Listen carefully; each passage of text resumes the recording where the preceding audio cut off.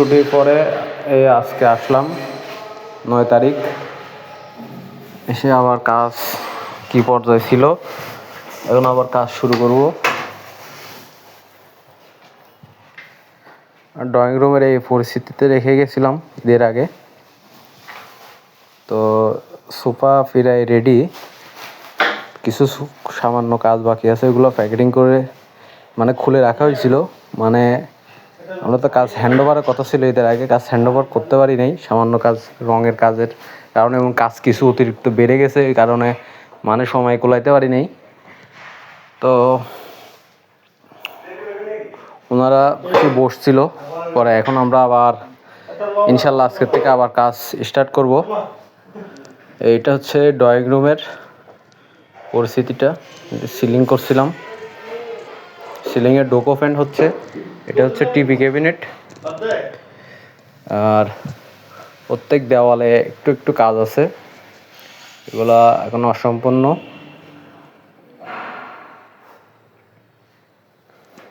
এটা হচ্ছে dining room, এটা হচ্ছে শোকেস।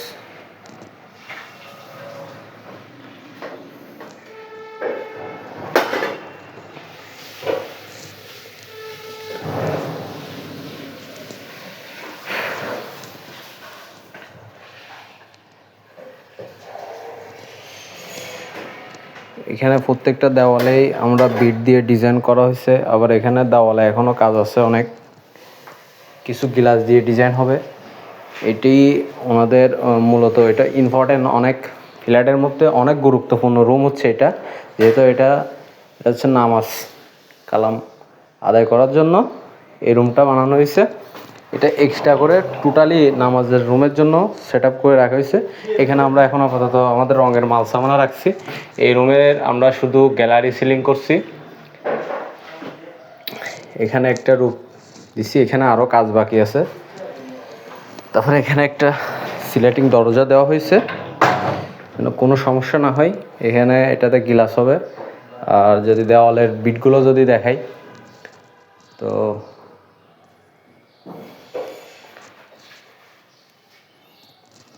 যদি বেডরুমে ঢুকি আমরা, বেডরুমে প্রত্যেক বেডরুমে আলমিরা করা হয়েছে, একটা একটা আলমিরা, ড্রেসিং টেবিল, পড়ার টেবিল।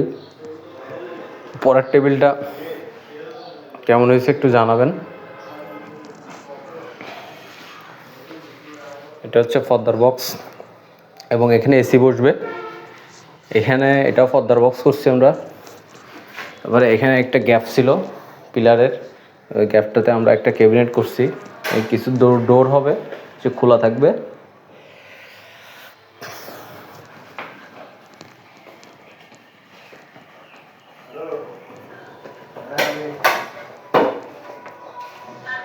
তারপরে যদি আমরা আর একটা বেডরুমে ঢুকি, এখানে তো বেডরুমের অবস্থা এখানে সব মাল সামান আমরা রেখে গেছি। এখানেও একটা আলমিরা করা হচ্ছে, এটা ভিডিওটা পরে দিব। এই বেডরুমটা যদি দেখাই,